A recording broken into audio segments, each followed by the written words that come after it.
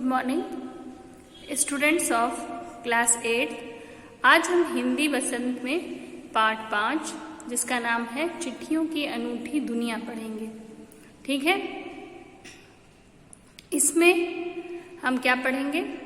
इसमें चिट्ठियों के महत्व के बारे में पढ़ेंगे। ठीक है, कि पत्र जो है वो हमारे जीवन में कैसे महत्वपूर्ण भूमिका निभाते हैं, इसके बारे में हम पढ़ेंगे इस पाठ में। ठीक है, आज आपके मन में ये आ रहा होगा कि आज के समय में कौन पत्र लिखता है। वाकई में आज के समय में टेलीफोन, मोबाइल फोन, जिससे तो आप वीडियो कॉलिंग करके बहुत ही अच्छे से हालचाल ले सकते हैं, बातचीत कर सकते हैं। लेकिन अगर चिट्ठियों के महत्व के बारे में पूछना हो तो अपने घर में आप अपने दादा दादी या नाना नानी से पूछिए कि एक समय था जब पत्र को कितना महत्व दिया जाता था, किस प्रकार से अपने प्रियजन के पत्र का इंतजार किया जाता था कि वह कब आएगा, कैसे उसका जवाब दिया जाएगा, क्या किया जाएगा, इसके बारे में।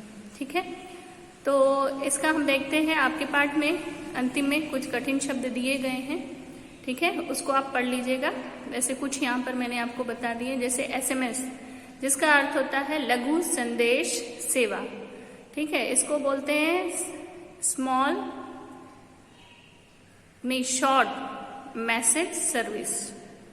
ठीक है, लघु शॉर्ट मैसेज सर्विस, यही बोलते हैं लघु संदेश सेवा। अहमियत का अर्थ होता है महत्व। हरकारा का अर्थ होता है दूत या डाकिया, जो भी संदेश पहुंचाए उसी को बोलते हैं हरकारा या दूत या डाकिया। ठीक है, प्रशस्ति पत्र माने प्रशंसा पत्र। किसी को भी जो अपने कार्य क्षेत्र में बढ़िया काम करे उसको प्रशस्ति पत्र से सम्मानित किया जाता है, प्रशंसा पत्र से सम्मानित किया जाता है। आप देखते होंगे कि राष्ट्रपति 26 जनवरी को क्या करते हैं, जो लोग आम जनता में से होते हैं या ऐसे जिन्होंने बहुत अच्छा काम किया हो समाज के लिए, उनको प्रशस्ति पत्र देते हैं। ठीक है, गुडविल माने होता है छवि। ठीक है, जैसे मार्केट में कुछ ऐसी शॉप्स होती हैं जिनके ऊपर हमें इतना विश्वास होता है कि ये हमें खराब चीज नहीं देंगे, उसको गुडविल कहते हैं। ठीक है, थाड़ी, थाड़ी माने होता है अस्थायी निवास। मतलब कि गांव में जो सबका घर है उससे अलग, थोड़ा सा दूर, अस्थायी रूप से झोपड़ियां बनाई गई रहती हैं, उसको थाड़ी कहते हैं। ठीक है, आगे हम अपनी किताब में देखते हैं। आ जाइए। पत्रों की दुनिया भी अजीबोगरीब है और उसकी उपयोगिता हमेशा से बनी रहती है। पत्र जो काम कर सकते हैं वह संचार या आधुनिकतम साधन नहीं कर सकता। ठीक है, यहाँ पर लेखक बता रहे हैं कि जो आधुनिक साधन है वो पत्रों का स्थान या महत्व नहीं ले सकते। पत्र जैसा संतोष फोन या SMS का संदेश कहाँ दे सकता है। पत्र एक नया सिलसिला शुरू करते हैं और राजनीति, साहित्य तथा कला के क्षेत्रों में तमाम विवाद और नई घटनाओं की जड़ भी पत्र ही होते हैं। दुनिया की तमाम साहित्य पत्र पर केंद्रित हैं और मानव सभ्यता के विकास में इन पत्रों की ने अनूठी भूमिका निभाई है। विकास में इन पत्रों ने अनूठी भूमिका निभाई है। पत्रों का भाव सब जगह एक सा है, भले ही उनका नाम अलग अलग हो।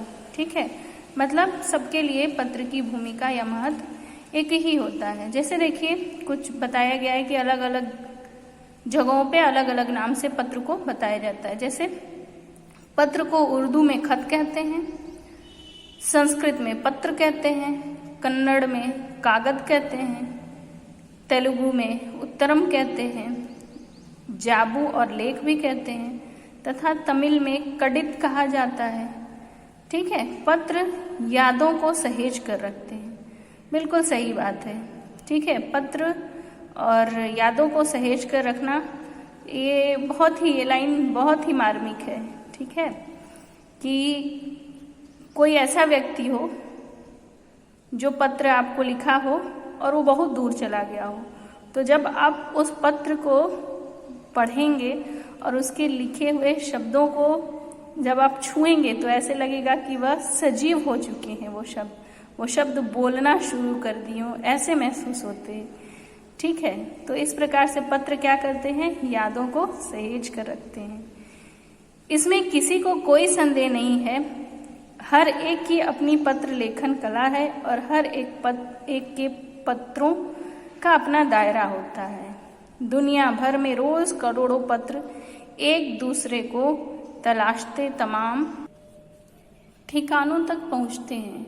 भारत में ही रोज 4.5 करोड़ चिट्ठियां डाक में डाली जाती हैं, जो साबित करती है कि पत्र कितनी अहमियत रखते हैं।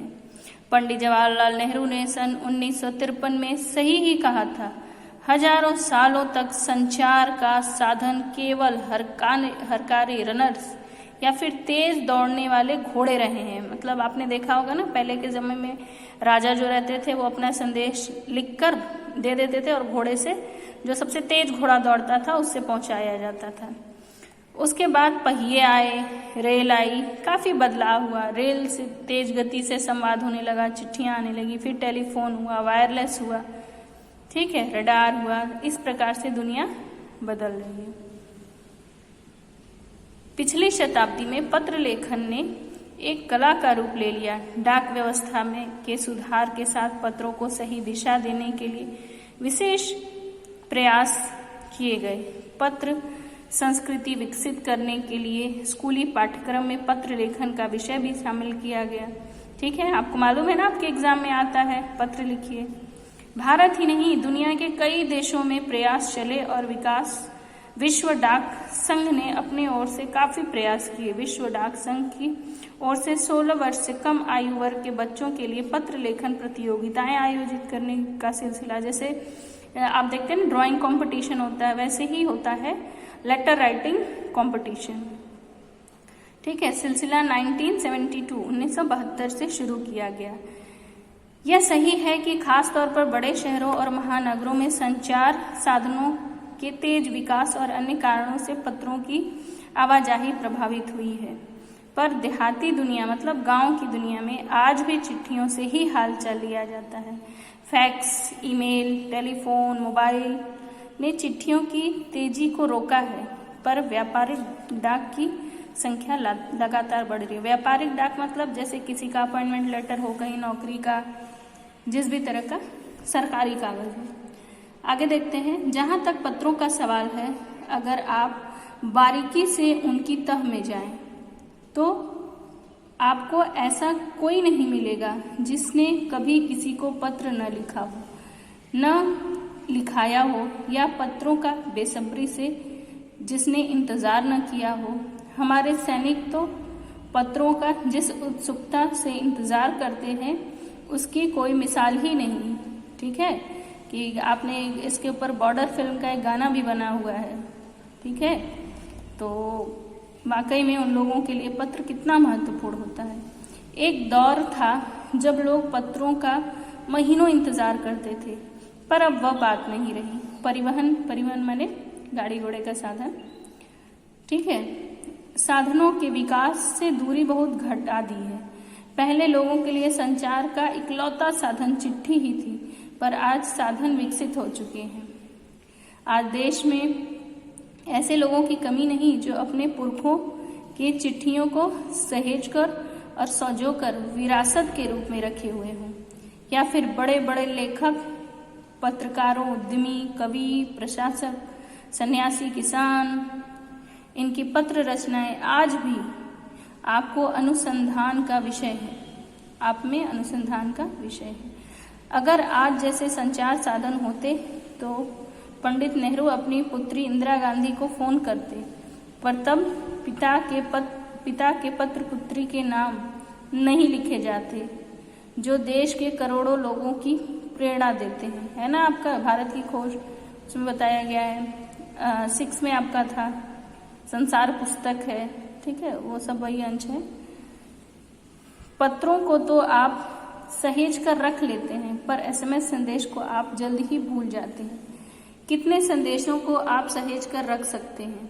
तमाम महान हस्तियों की तो सबसे बड़ी यादगार या अयाद धरोहर उनके द्वारा लिखे गए पत्र ही हैं।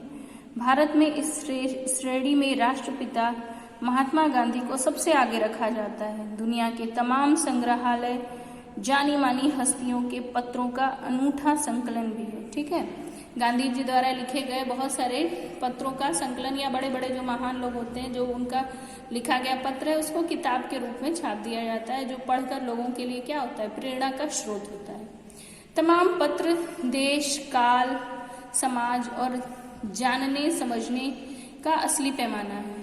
भारत में आज़ादी के पहले महासंग्राम के दिनों में जो कुछ अंग्रेज अफसरों ने अपने परिजनों को पत्र में लिखे वे आगे चलकर बहुत महत्व की पुस्तक बन गए। वही मैंने अभी आपको बताया कि वो पुस्तक बन जाते। इन पत्रों ने साबित किया कि यह संग्राम कितनी जमीनी मजबूती के लिए हुआ था।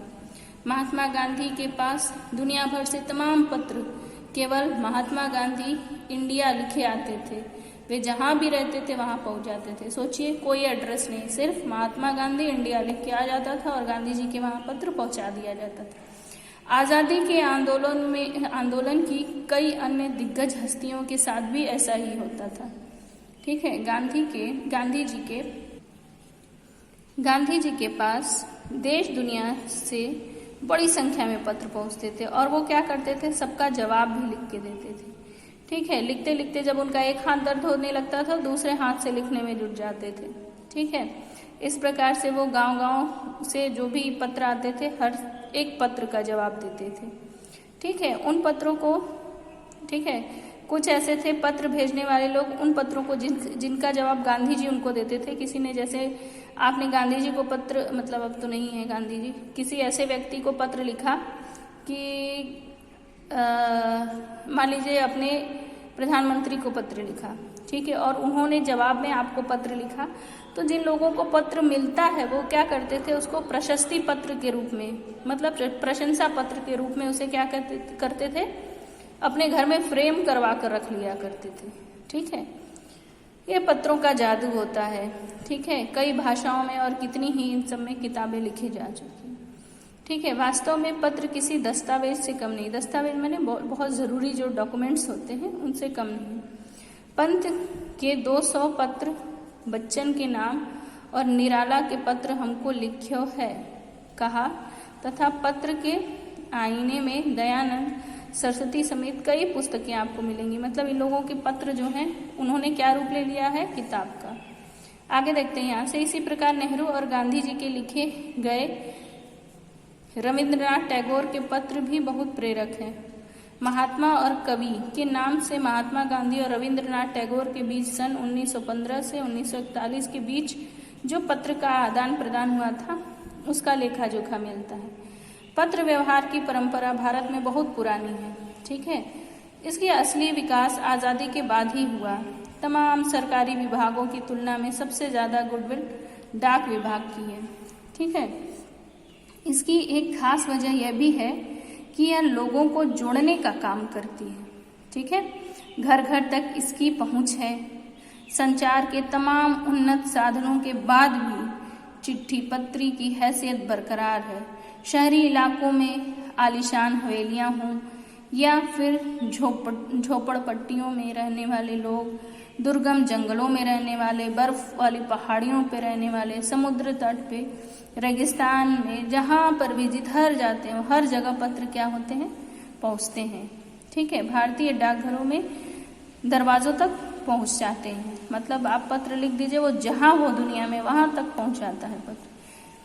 इसकी बहुआयामी भूमिका नजर आ रही है। दूर देहात में लाखों गरीब घरों में चूल्हे मनी ऑर्डर अर्थव्यवस्था से ही जलते हैं। गांव या गरीब बस्तियों में चिट्ठियों या मनी ऑर्डर लेकर पहुंचने वाले डाकिया देवदूत के समान देखा जाता है। ठीक है, आपको नहीं मालूम होगा, आपका समय काफ़ी बदल चुका है।